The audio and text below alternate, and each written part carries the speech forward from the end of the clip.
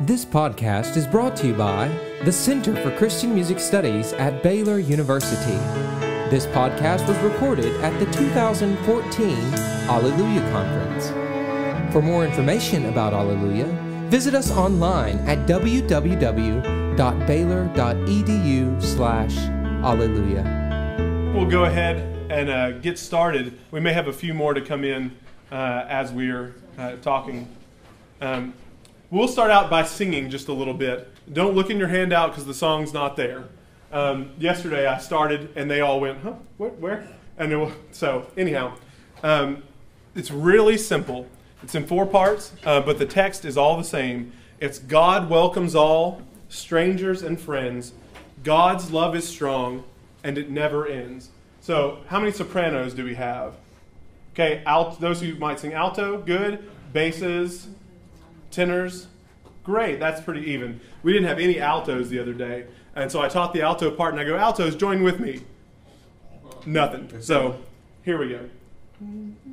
This will be the melody. So sopranos or anyone who wants to sing melody. God welcomes all, strangers and friends. God's love is strong and it never ends. Together. God welcomes all, strangers and friends.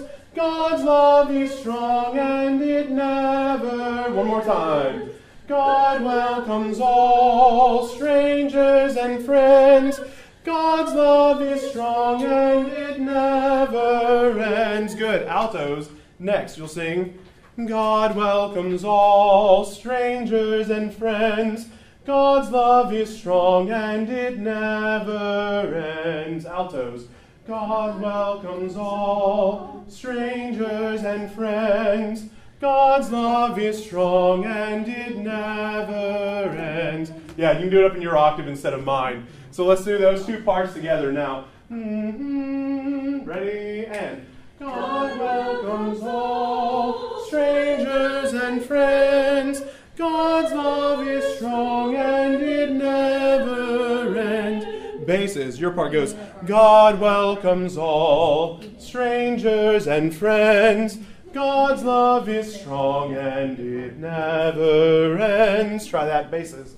God welcomes all, strangers and friends. God's love is strong and it never ends. Good, and tenors, you get the best part, as the tenors always do. It goes like this. God welcomes all, strangers and friends.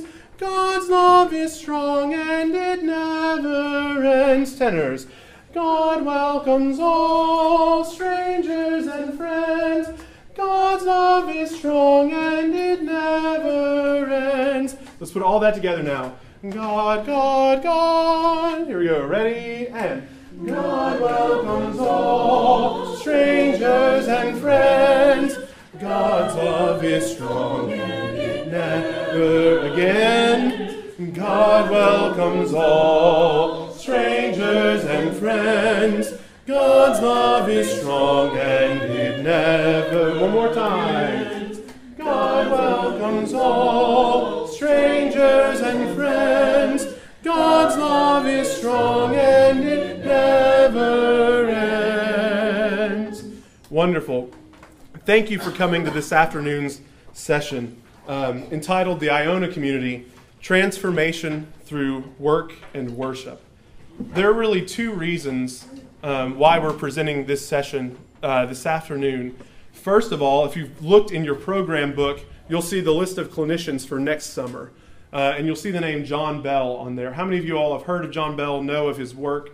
Good. We'll talk a little bit about him and some of the context behind that today. But he's going to be here next summer sharing, doing both music and preaching in the worship services and doing the worship breakout classes. So he has a lot on his plate next summer, but it will be great to have him here on the Baylor campus once again. The second reason is the prominence of Iona Community music found in several new hymnals in the United States. The Presbyterian hymnal that was released earlier this year, well maybe in the fall, but October hymnal release is taking place throughout this spring. There are 18 John Bell texts in that hymnal, and several more by other members of the Iona community. In the Lift Up Your Hearts, which is the new Reformed Christian Church, or the CRC RCA publication that they did together, there are 22 John Bell texts and several others by members of the Iona community. So the music from Iona is finding its way, and the worship resources are finding their way into several mainline denominations in the United States. And so I think it's important that at this time we begin to learn a little bit about the context, the genesis of some of these songs, and familiarize ourselves a little bit with the repertoire. So that's what today's session will be. But before we get there, this is a picture of the Iona Abbey and the Abbey Church here and the monastic buildings on the other side. We'll talk a little bit about kind of the rebuilding of this in just a moment. Off the west coast of Scotland in the Inner Hebrides region, here, all of these islands, sits the Isle of Iona. It's been a home to Christianity for over 1,400 years. And for about 1,000 years of this, pilgrims have been coming from all over Europe and more recently from all over the world to come to Iona, some to receive time off of their punishment in purgatory. In the Middle Ages, in the 1300s, one of the popes said that anyone who passes under the arch of Iona Abbey would receive 3 years off of their time in purgatory. So that seemed worth it for the travel. Others have come to visit the Reilig Odrain, this cemetery that was supposed to have been the resting place of 16 Scottish kings, Macbeth being one of those of the Shakespeare legend. But today we don't think there's so many there. There may not be any kings at all. That may just be fable. Still others have come to visit the ruins of the historical abbey before they were rebuilt. But more recently, people have come to work and worship in this Christian experiment of communal living that was started in 1938 called the Iona Community. Here's a little better picture. You can see the island down here, 3 miles long, 1 mile wide. This is Mull, the neighboring island that you have to cross to get to Iona, and this over here is mainland Scotland. I was fortunate enough to visit Iona last summer for 8 weeks as music intern, or music assistant at the Iona Abbey. And I was working with the morning and evening prayer services and several other things throughout the day, some different common life tasks. But it was a wonderful, wonderful thing. And so I have a great passion for it. And I used that experience as my mentorship portion for my degree here at Truett. And so it was wonderful to kill 2 birds with 1 stone, do something I really wanted to do and might never be able to do again, but also to fulfill a degree requirement, which is great. So I look forward to going back someday. And one thing I will say, and I hope that this is true, that I can step back and look critically at the experience as well, because I think that so much of what we experience when we go to presentations like this and we see John Bell at conferences and other things, it becomes a little romanticized. And it is in my mind as well, in some sense, because I went there after a really difficult year in my own personal life with the loss of some loved ones and things, and I was really struggling in ministry. I just couldn't get things done. I was doing school and ministry and too many other things, and I needed time off. And my church I'm fortunate and blessed. They gave me 10 weeks paid leave, a sabbatical, to go as a part-time student or part-time minister to go and do this study abroad. So I'm thankful for churches like that, and I pray that the churches you all serve will work with students that way. It is a blessing to us and to the church, I think, in the long run. I'll get off my soapbox now about that. The Iona Community was begun in 1938 by George Fielding MacLeod. You'll see the picture of him right there. He was destined for church leadership from the beginning. His family had 5 moderators of the Church of Scotland born in that line. He was educated at Winchester College and Oriel College, Oxford. And like many young men of his time, in 1914, he went off to World War I and had a profound impact upon George MacLeod. he came back a pacifist, and you'll see that throughout the community. And part of there, as we get to the concerns later on, we'll see that come up again. Upon returning from the war, he began to study divinity at the University of Edinburgh and working towards ordination in the Church of Scotland. Upon graduation, he immediately found a job at St. Cuthbert's Church in Edinburgh, this historic church, and quickly rose to the top. And 4 short years later, he leaves this church, prestigious place of employment, to go and serve Govan Old Parish in Glasgow. Now, Govan had been the center of the shipbuilding empire for the United Kingdom and had been once a very prosperous district of Glasgow. But as you might imagine, in between the two world wars, and especially in the 1930s in the Great Depression, there were numerous skilled laborers without jobs. These people couldn't put food on the table for their families. And George MacLeod, as being pastor in this church, realized that nothing that he had learned in his education prepared him to serve these people and to work with people who were so downtrodden and hopeless almost. And so what George decided to do was kind of revolutionary. It seems very practical in one sense, but completely illogical in another. He devised this experiment to take these skilled laborers who were without work and take them to Iona, to the island of Iona, and rebuild this historical abbey, the buildings. The church had already been rebuilt by a philanthropist in 1910, the Duke of Argyll, who owned the property in the island. But in 1938, MacLeod takes these young men out to Iona, and they begin to rebuild the ruins.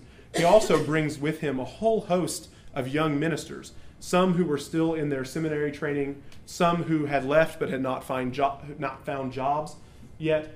And he takes these men, and they begin working side by side, rebuilding the ruins. They were accused by a lot of people in the Church of Scotland because they were confused as to what was going on. Why were these young Protestant men rebuilding Catholic ruins? And if you know anything about the history of the Catholic Church versus Protestants in Scotland, it's not good.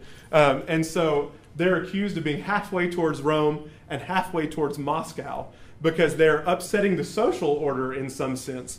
And so these are big accusations against these people. World War II nearly derails the whole experiment as the shipbuilders go back to work because they're once again building ships in Govan. They think that men will never come again to rebuild these ruins, that the experiment is over. But year after year, people keep coming back, these young ministers and these young skilled laborers, to work and worship together. And it's in these early years that they begin to have common meals together. They begin to have services in the morning and evening in the Abbey Church. And this community begins to form. And it changes throughout time.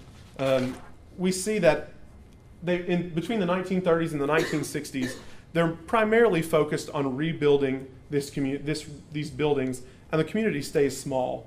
But in the 1960s, the Abbey buildings are finished, and they have to begin thinking about the future. And we know that Vatican II is looming in the near distance in the early 60s. And so they begin to think about liturgical reform. This concept keeps coming up, and George MacLeod writes in a book in 1944 that he talks about the grave state of worship in the Church of Scotland, and that something needed to be done. And the Iona community begins to undertake this project. Today, there are around 300 members, full members of the community, around 1,500 associates, and 3,000 friends all over the world. The community is comprised of men and women, ministers and lay persons from a whole different host of church traditions and denominational backgrounds. The full members hold to this five-fold rule. And there are only four here, but time and money are split up into make five. So daily devotional discipline of reading the Bible together every day in this pattern that's set forth, and worshiping regularly, morning and evening prayers, sharing and accounting of use of time and money to the community, regular meeting together, and to do this, they do it in small groups throughout the UK. So it's a dispersed community. There are only a few community members who live on the island and work with the community there, but most of them live throughout the UK, and they meet together regularly a couple times a year in small groups. An action for justice and peace. All of them are engaged in some sort of social justice kind of program where they live.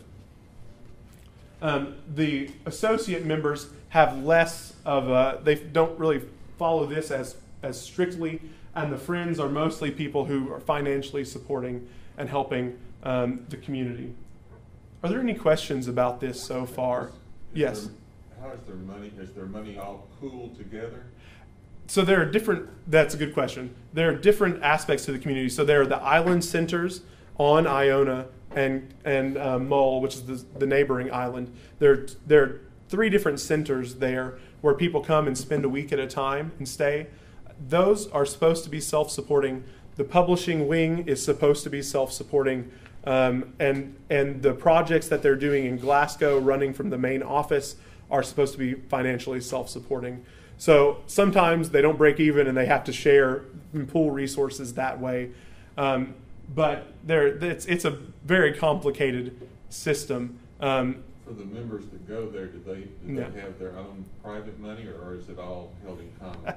I'm not sure some of those answers. I couldn't tell you. I did have a few of those kind of conversations while I was there, and what I will say is that the community is hurting financially at this time because of the depression in the UK currently, and there are lots of groups coming from the United States, and that's helping the financial situation in things on the island. There are lots of seminaries and colleges that are bringing groups and churches that are, it seems that even in the midst of depression, people in the United States continue to spend money. So they're looking to us for support in some ways. John, do you have a question? Oh, okay.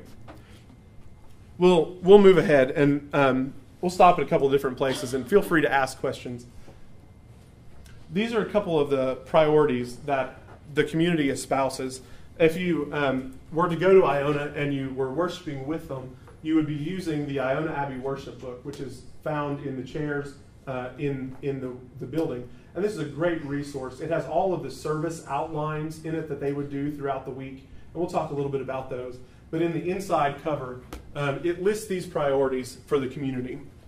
The promotion of justice and peace. A couple examples are opposing nuclear weapons and seeking a reduction in the arms trade, supporting the cause of the poor and exploited in Britain and abroad, political activity in combating racism, engagement with environmental issues, the exploration of human sexuality, commitment to strengthening understanding between church traditions, concern for young people, the promotion of interfaith dialogue, the rediscovery of an approach to spirituality appropriate to our times, the development of the ministry of healing, and this is a very holistic approach to healing, not just physical, but mental and spiritual as well. And the renewal of worship has become a priority for the Iona community. I could talk about each one of these really in depth for a long time, but are there any specific questions that you might have? If not, we'll move on, because I'd like to get to some of the music a little more. But before delving too deeply into this, just a quick run over of some of the dates of things on Iona. So we said 563, St. Columba lands on Iona and establishes this monastery that would reach throughout Scotland and would bring Christianity to northern Scotland. The late 10th century, we have Viking raids that come in. They come in and slaughter multiple times all of the monks living on the island, but the monks continue to return, and it's a great story there. 1208, an Augustinian monastery or nunnery is established. 1560, we have the Protestant Reformation in Scotland, and at that point, all the monks are run off, and the building falls into disrepair, and the building falls apart into ruins. In 1910, it's rebuilt, and in 1938, we have the community founded. It's interesting that the community today draws from all of these different streams of tradition. So from the Columban tradition, from the Protestant Scottish tradition, and then from this several different new streams of traditions that they've brought together since then. Let's look at the text in your handout. from Erin's shores Columba came. You just have the text there. The melody's really familiar. It's set to St. Columba. From Erin's shores Columba came. Can we try that together? I think we'll pick up the melody pretty quickly together. Here we go. Ready? And from Erin's shores Columba came to preach and teach and heal, and found a church which showed the world how God on earth was real. Let's sing the second stanza. In greening grass and reckless wave, in cloud and ripening corn, the Celtic Christians trace the course of grace through nature born. Wonderful. We'll stop there for time's sake. We could go on and sing the rest of this. This is one that's often sung in the Abbey Church throughout the week when people are beginning to learn about the kind of beginnings of the community. So Columba is believed to have landed in 563 on the eve of Pentecost. It makes a great story. Probably not true, but it makes a great story anyhow, that Columba would have landed then. They established this monastery which spreads the gospel throughout modern-day Scotland. So the legacy of Columba lives on in the community in several ways. Kathy Galloway, one of the former leaders of the community, writes that there are principally 4 features in Iona worship. It's incarnational, historical, ecumenical, and creaturely. I didn't list those on the paper for you, but if you go to any of the Iona Community website things, you can easily find those kind of 4 thoughts. Incarnational, historical, ecumenical, creaturely.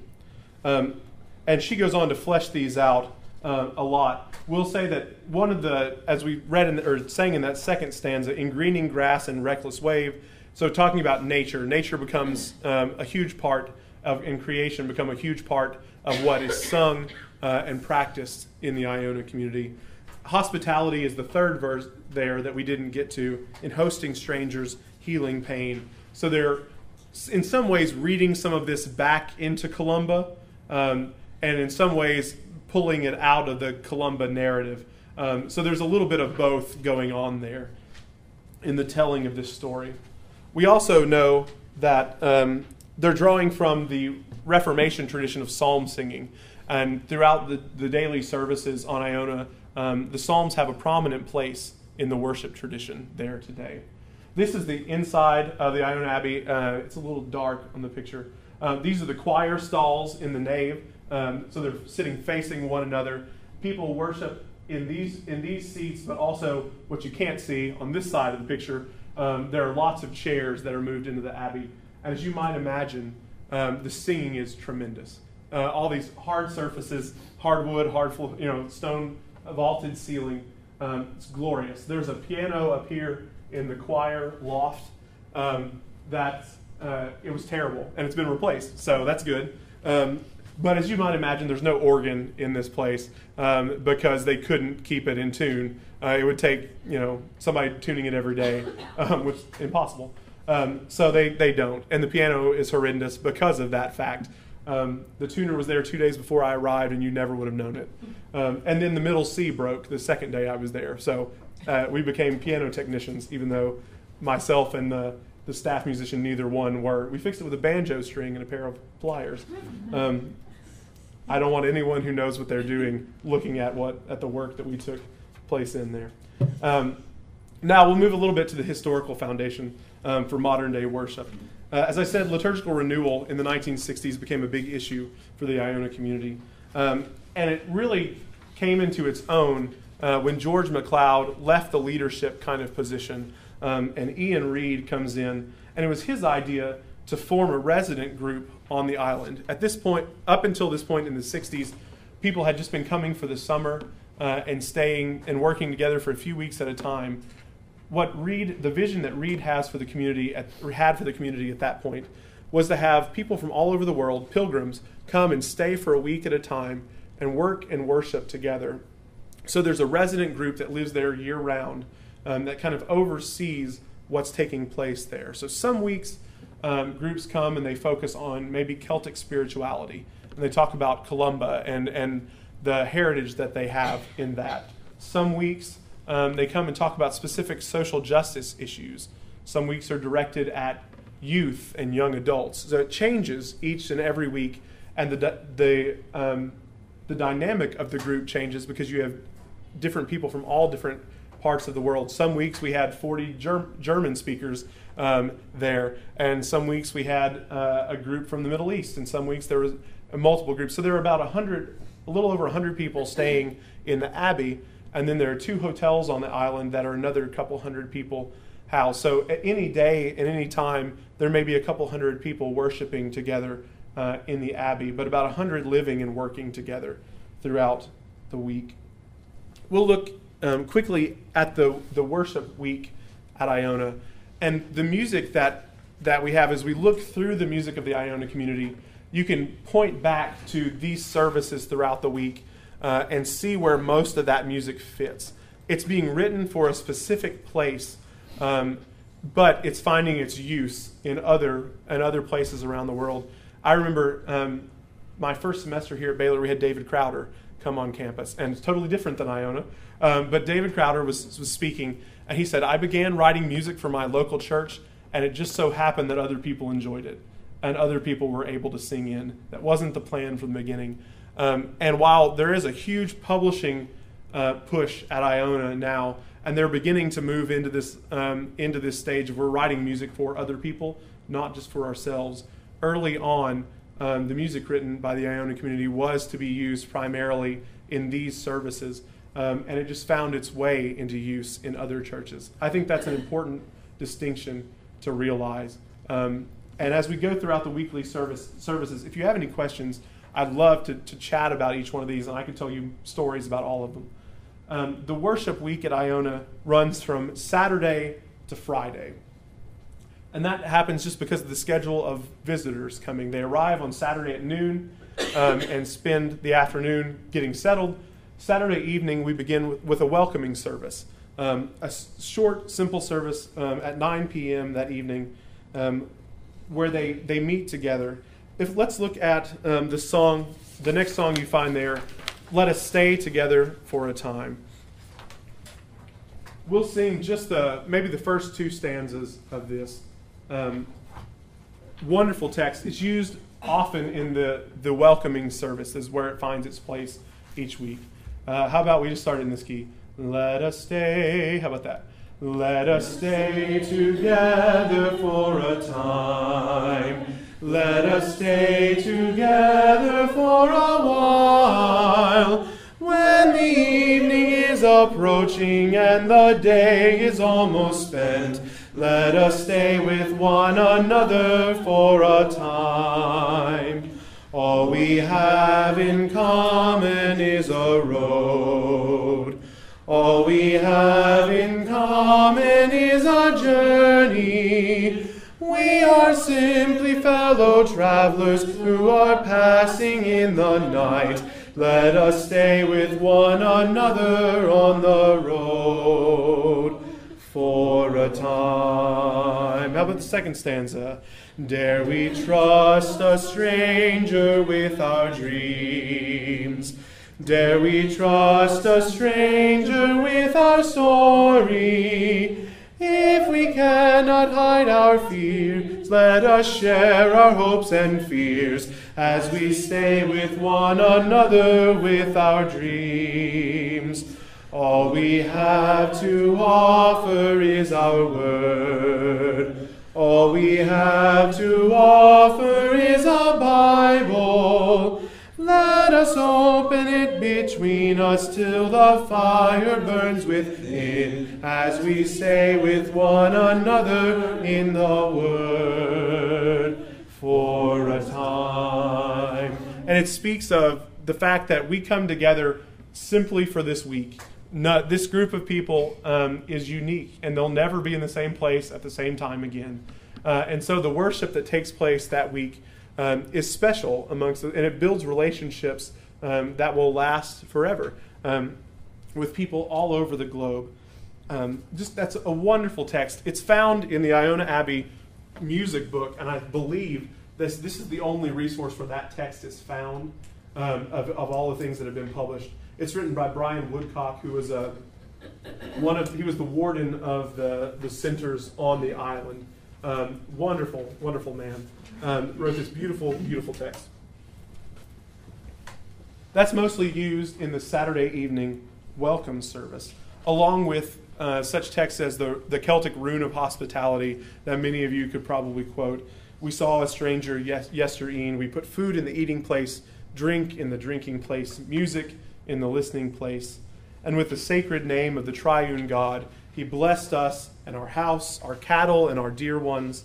As the lark says in her song, often, often, often goes the Christ in the stranger's guise. This beautiful Celtic rune of hospitality brings together the Trinitarian theology as well that the Iona Community espouses. So looking at that, moving on from that text, Sunday morning is the big service of the week on Iona. An hour and a half service in the Scottish Presbyterian tradition, full-fledged service, 5 hymns, 3 short chants, Kyrie, Sanctus, and Agnus Dei, as well as a sermon, as well as communion, as well as lots of other things. It's a very, very busy service, and the church is packed every single Sunday. It seats probably 400, and there are usually people standing. So it's a wonderful, wonderful service. The musician, staff musician, or music assistant, before the service begins, often comes out and teaches the chants. And this happens at lots of the services. In the 14 services that there are each week, 14 main services that there are each week, you're probably learning and teaching a new song in 12 or 13 of them. So there's lots of new songs that happen on Iona. We could go through new numbers of those different versions of the Kyrie, the Sanctus, and the Agnus Dei that have been written for there. Several of those settings are found in these 3 books. And if I was going to start with resources from Iona and tell you things to buy first that would probably be the most useful to you in the long run, these short little collections, We Walk His Way.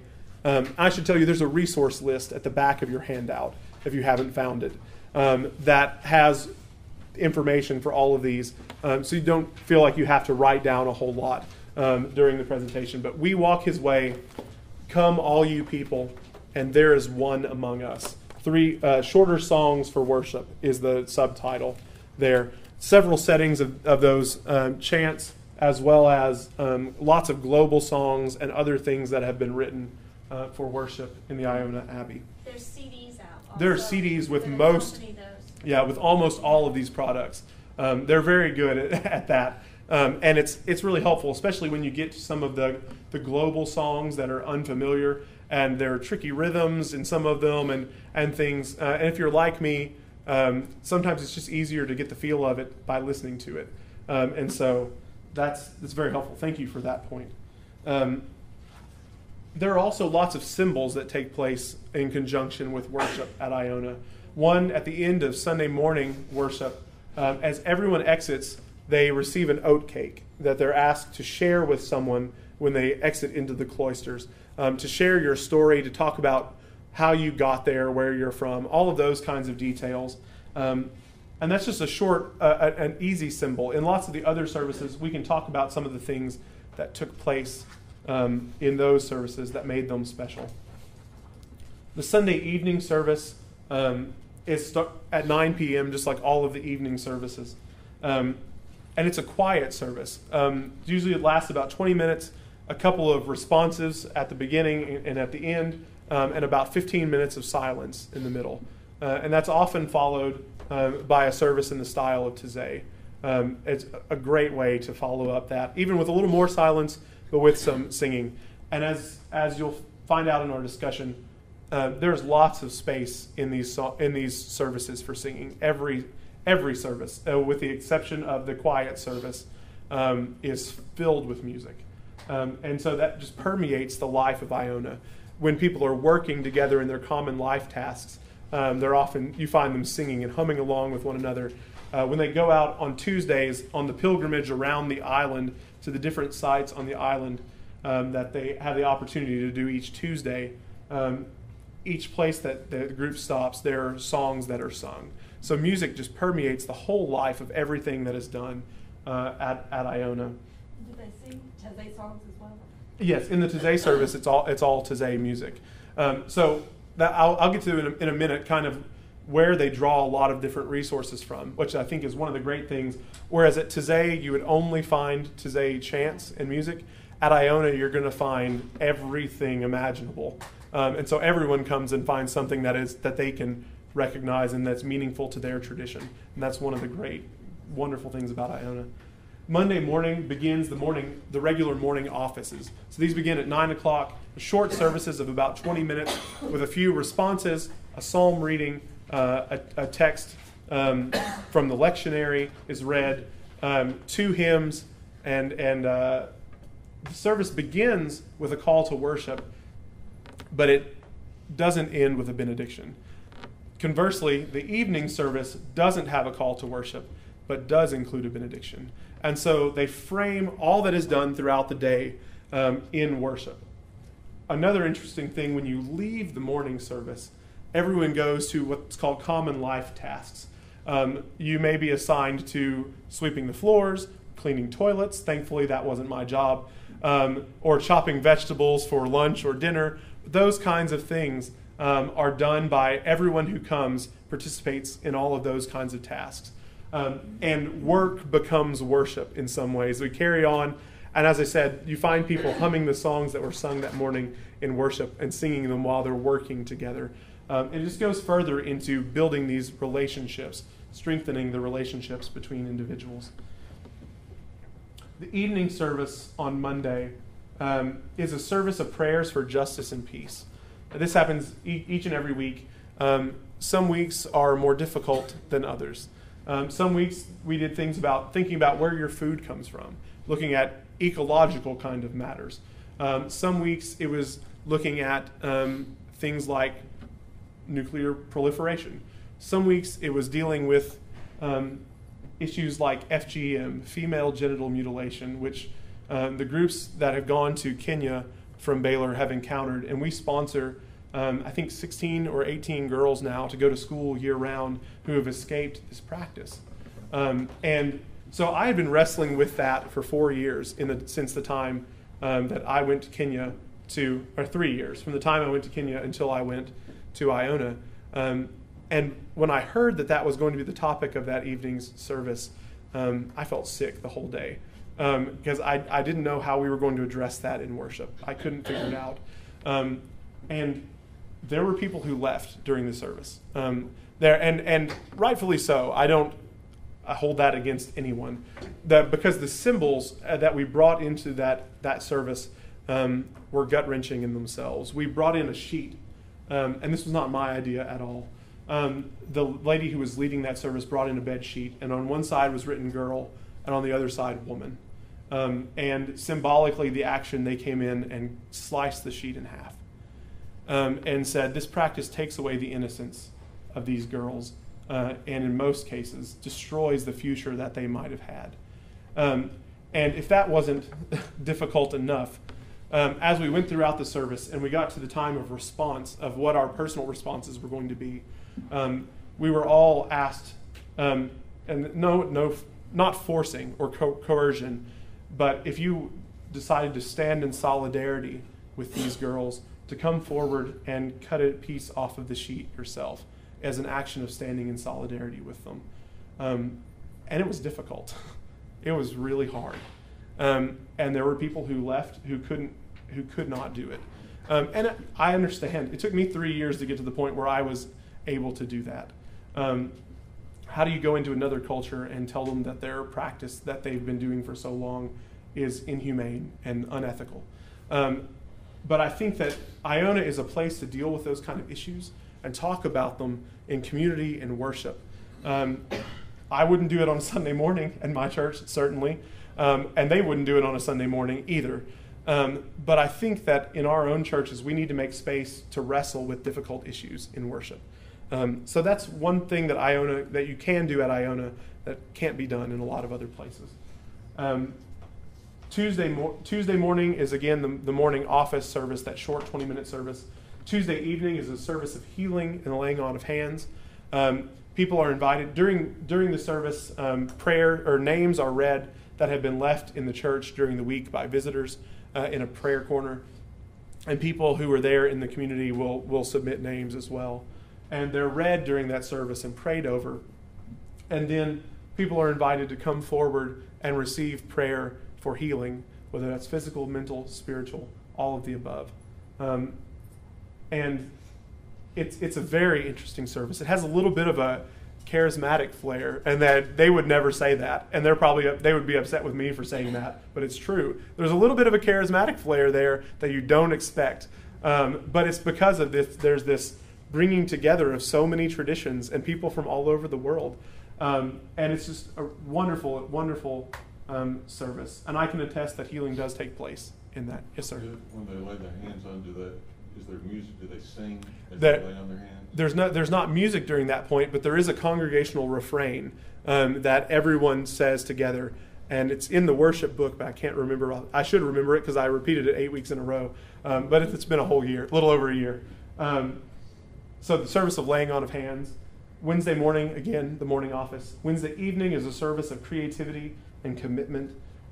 It's named that way so it can be a flexible kind of service. Some weeks it is committing yourself to something, to a certain action, to whatever, recommitting yourself to God. And songs like "Will You Come and Follow Me," the John Bell, "The Summons" is another title for it.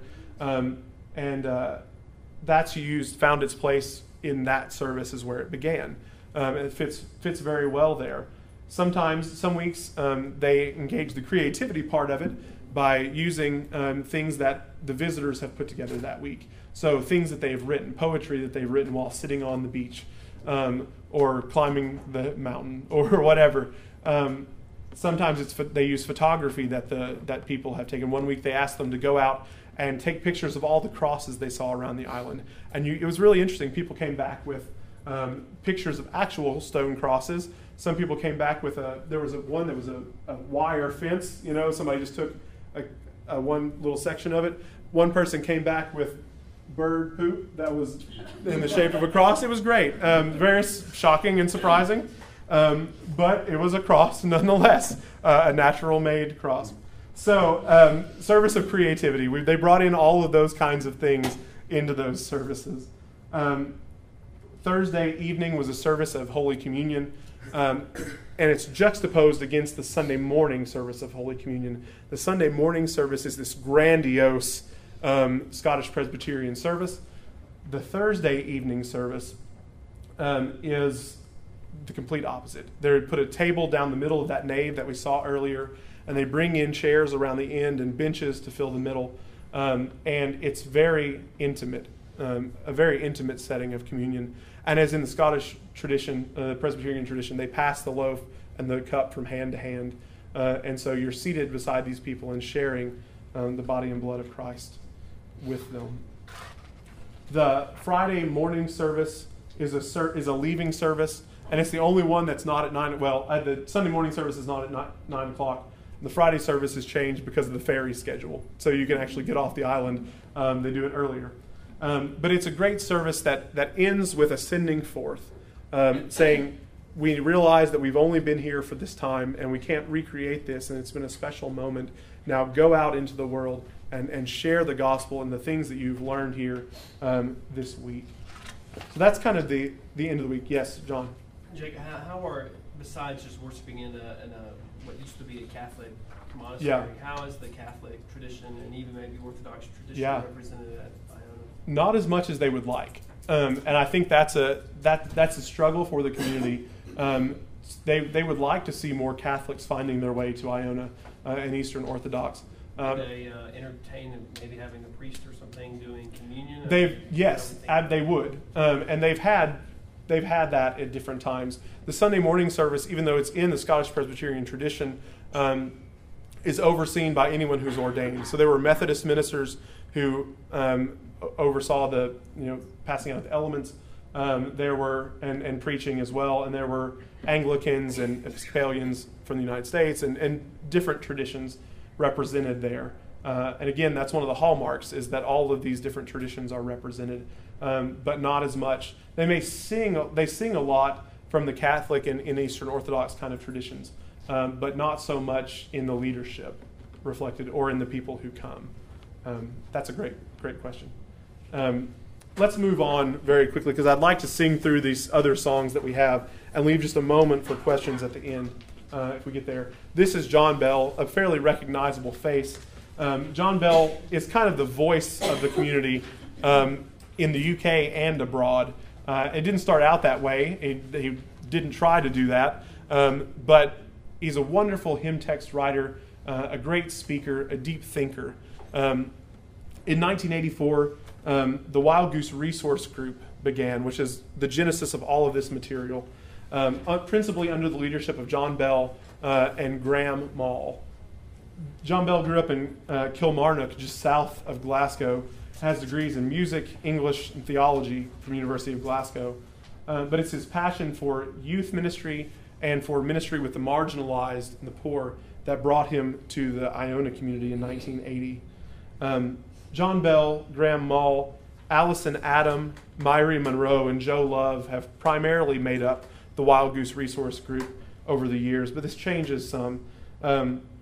They have become the spokespeople for the community in a lot of ways, because most people are associated to the community through, especially in North America, through these resources that they've produced, both music and writings. This is what you find there in the resource list is mostly music things, and there are more than what I put there.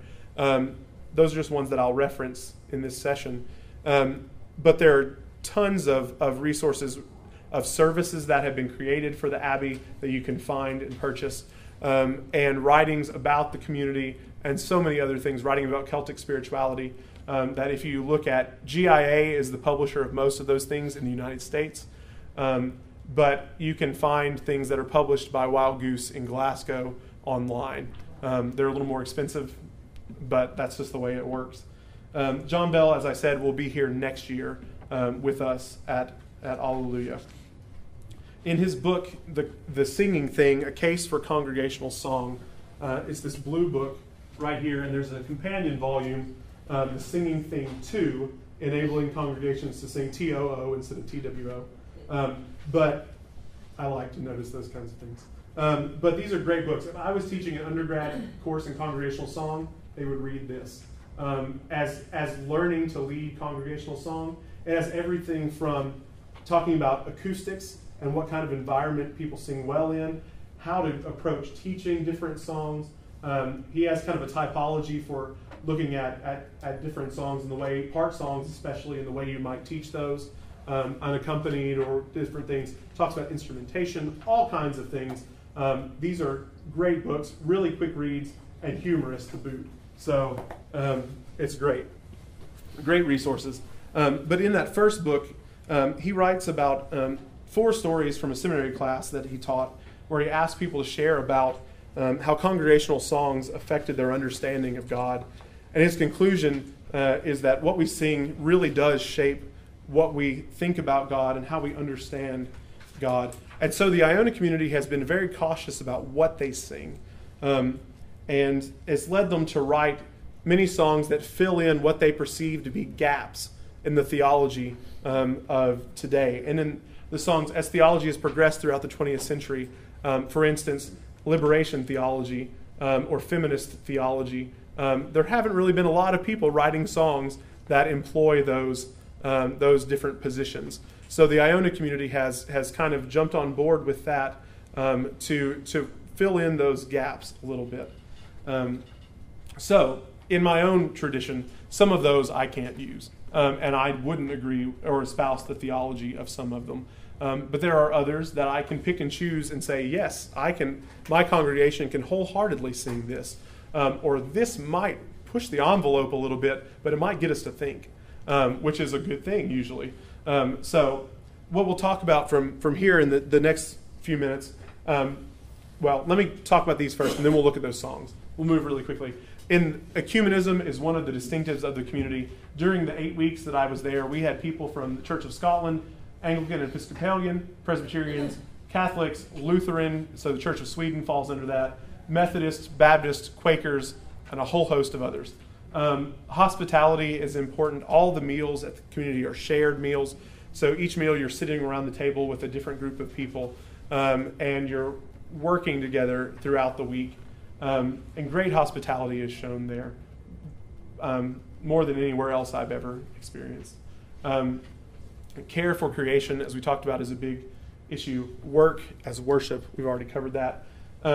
Cross-culturally, this is what's really amazing to me. And I don't know of very many places on the globe, other than maybe today, where you might find this kind of cross-cultural influence. The UK, the United States, Canada, Sweden, Netherlands, Spain, Germany, Austria, Switzerland, Czech Republic, Uganda, Paraguay, Japan, Australia, several countries from the Middle East, several other Asian countries that were there people came after I left. So there were 14 or 15 represented in the 8 weeks that I was there, and probably 40 or 50 in the course of the whole year, people that might come. Just around this table, every person at that table is from a different country. Now we'll look at theology through song, which I think is really probably why you're here, to learn a little bit about the music of the Iona community and what it says. But I think that understanding this background and context is crucial to knowing a little bit about these songs and being able to place them. So we'll look now at the packet. Inspired by Love and Anger is the first song we'll look at, and it kind of goes under the heading of justice and peace. We'll sing let's do the first and second stanzas. There are, if I can count, 6 stanzas there, and it gets a little difficult to read all of them if you're trying to pick out the 4th stanza and you hadn't sung the 3rd. So we'll do first and second. How about inspired? We'll do it right there in that key. That's a little low. That'll be good for everybody. Here we go. Inspired by love and anger, disturbed by need and pain, informed of God's own bias, we ask Him once again, how long must some folks suffer? How long can few folk mind? How long dare vain self-interest turn prayer and pity blind? Second stanza.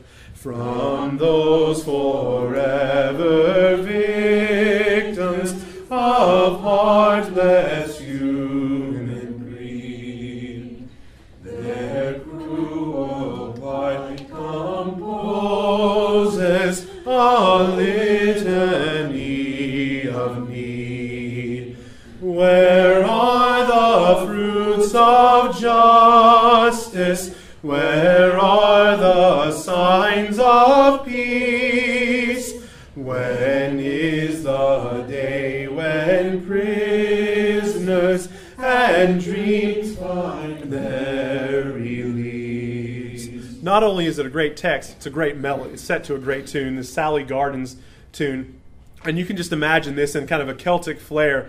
Inspired by love and anger. You know, this kind of feel. And we did it we used it for a service here in January that we did on social justice, engaging social justice issues.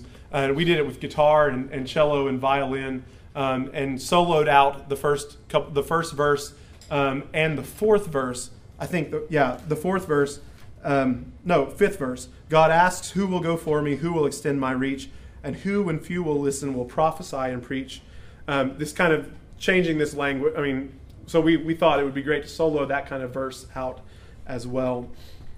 Again, the text might be difficult for your congregation to sing. You see in that first verse a blatant, a direct quote almost from Gustavo Gutierrez. This idea of God being biased towards the poor, being supportive of the poor, and preferential option for the poor is the language that Gustavo Gutierrez uses. And so in my congregation, there might be some people who push back on that, and I myself push back on it in some ways. And so I think that, but I can still sing the text, I believe, is a text that we need to be singing. Yes, sir? What sorts of instrumentation did we use? It was most everything was piano in the Abbey Church, but when I was there, the guy who was the musician and I, the staff musician, and I, we would do things with guitar and accordion, or whatever we had, because there were people who would bring their own instruments that week. And each week we did an instrumental rehearsal, and people would come. And one week you'd have 3 flute players and 2 guitar players and a drummer and whatever.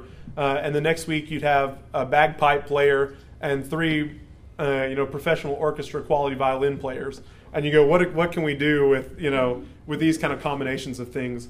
And as I think about it more, there's really something about a theology of improvisation there, of being able to think on your feet as a musician and go, how in the world do I make this work? And so there are some challenges there, but it sometimes the Spirit works in those things, and you go, that was the neatest thing I've ever participated in. And sometimes it doesn't work. Yes. Yeah. Are there parts written like in Sensenig, like the obligato and the counterpoint? They're not. Not in the same way, no. We ended up writing a lot of parts, and luckily the guy I was working with was phenomenal at that. He had a jazz background and was a principal double bass player for the Liverpool Philharmonic for 27 years, but he's a jazz pianist and whatever. So he would go, let's write an obligato part, and we just sit down and so it really pushed the limits of my musicianship a lot. And we would come into choir rehearsals. We would have people come, and we would do a choir rehearsal every Sunday afternoon and again on Thursday, and it was a y'all come kind of thing. Anybody who wanted to be there. And some weeks you'd come in and you go, okay, we have 3 guys and 22 women. We're obviously not going to sing, have tenors and basses, but yet there's a tenor and a bass part written in the song we were planning on teaching. Let's rewrite this part, or whatever. And so we got good at that by the end of the time there. He hadn't been there too many weeks before me, and so we really struggled through a lot of this together. It was really great. Yeah? Is improvisation encouraged in the service? That's a great question. You mean like vocal improvisation in people in the congregation? I think you'll find that most of the people who would go are pretty straight-laced in the improvisation kind of department. So there wasn't a whole lot of improvisation. Jan, who I was working with, who was the staff musician, did a lot, and he would come in and he would do a kind of jazz arrangement of some hymn that everyone knew, which seems really odd in this grand stone building. It didn't seem to fit, but that was part of the whole experience. Everyone who came, you would find something that where you were familiar with, and you go, I can really sing this, or I can really join in with this. And then you would find other things that were challenging and new and hard to latch onto. I know we're running just a couple minutes late, but I'd like to just sing through the rest of these if we get a chance. The next song we won't sing, but it's titled Charity. It's written by Kathy Galloway, one of the former leaders of the community. And it's to the tune Converse, which What a Friend We Have in Jesus is that tune. So you don't really think about a whole lot of other texts being sung to that tune. But this is one, and I think this is a much more difficult text to sing than the one that we just sang, the Inspired by Love and Anger. Do not offer me your money if that's all you have to give, though my clothes may be in tatters and my flesh too frail to live, for my dignity will clothe me. It does not depend on you. God intended, God revealing, it will let my spirit through. It kind of goes with this idea that sometimes helping hurts. And stanza 3, I think there are 5 stanzas, but stanza 3 is probably the more difficult one to sing. Do not offer me your answers if that's all that you can do, though you see me as a problem in the unemployment queue. I am person, not statistic. My life is pleasing to the Lord. By that grace I am of value. Holy human is the word. That's hard to sing, right? I think for a lot of us. Obviously, you're singing in a third person kind of thing, so that's another difficulty for some people, or maybe uncomfortable for some people. But I think, again, I wouldn't sing this on a Sunday morning, But I think that there are places in the worship life of the church that these kinds of texts can find a home. Gender equality is the next kind of subheading here. Women and men as God intended. Let's just sing the first stanza here. How about women and men as God intended? Right there. Women and men as God intended, daughters of Adam, sons of Eve, children of earth, loved by their Maker, those only heaven could conceive. Yet in their loving we are not one with heaven's deep intent. We are not as God meant. I want to point out the text on the second stanza, at the end of the second stanza. Is this the... Yes. How can the goodness heaven endowed, which earth cannot afford, be once again restored? And this third stanza answers that question. Into our world, born of a woman, comes in the flesh, the living God. I love the kind of the nuances of some of these texts. I invite you to read the rest of that when you get a chance. The next page, there is a line of women. I didn't put the tune in here, and this is published in several of the resources. It's to a traditional English tune. Put the name here. It slips me. The seven Joys of Mary is the tune. It's this lilting 6/8 sort of thing. There is a line of women extending back to Eve, whose role in shaping history God only could conceive. And though through endless ages their witness was repressed, God valued and encouraged them, through whom the world was blessed. And it goes on to list all of these characters from the biblical narrative. And there are at least 6 verses. And so by the end of the 6 verses, they've kind of exhausted the list of major names of biblical female characters. And you get like Shiphrah and Puah, and you go, where in the world are these stories? I got to look them up. And so you get this a big dose of biblical literacy in some of these hymns. You really have to go back and find some of these stories. Global songs has become an important thing for the Iona community. This one is one that you may have sung. It's found in a lot of major denominational hymnals in the United States in the last couple of decades. What some people don't know, this hymn, as it was written by or found by Tom Colvin in Africa. Tom Colvin was a member of the Iona community and a missionary to Africa, and began publishing these things. But they were first sung before they were published in Iona Abbey. And that kind of began this process of Iona looking at global songs. If you would like to find a place to start in global songs for Iona, except for these 3 books, I would look at Sing with the World. It's written global songs for children. I've used this with my children's choirs. It's a whole year's worth of curriculum in one, in a $20 book. And since you're teaching it all by rote, mostly, $20 and you've got a whole year's worth of curriculum. You can't beat that kind of deal. So I think that's a good place to start, and I believe they have this in the bookstore over at McCrary. This is the only one of these that they have, but I think it's there. Sent by the Lord and Many and Great are the next 2 places that you would look for global songs. And a lot of these are found in other hymnals, major publications. If you know the Michael Hahn Sing Around the World book, it includes a lot of these that were used about the same time. Quickly, the last couple. If you're looking at questions of psalmody and singing the psalms, look at psalms of patience, protest, and praise. Lots of great psalm settings. What's neat is that some of these are to familiar tunes. There are a couple set to New Britain, Amazing Grace, and others. My congregation can sing a psalm tune or psalm text to Amazing Grace, whereas if I tried to use a 1562 Genevan Psalter tune, they probably couldn't do it. They would be at least unfamiliar with it.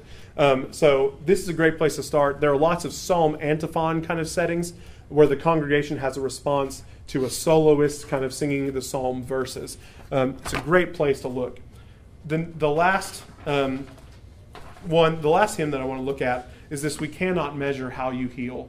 It's probably one of the most popular one. If you've sung a song from Iona, this might be it. So this comes from the When Grief is Raw collection, which is this one with the purple on the top. Lots of songs for that would be appropriate for funerals or other things like times of grief in the life of the congregation. Let's just sing this text, the first stanza.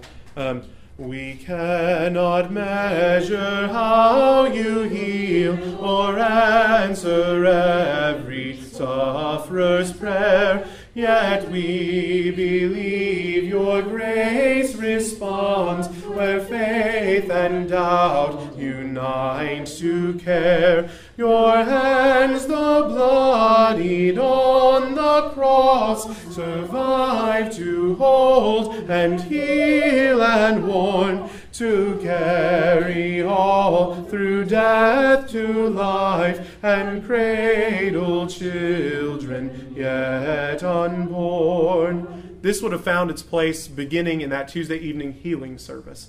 And if I read the third verse on your own, it's wonderful. And it's a great text for any congregation to sing. If you have questions, I'd love to stick around and answer them. And you please come and check out any of these resources that you would like to.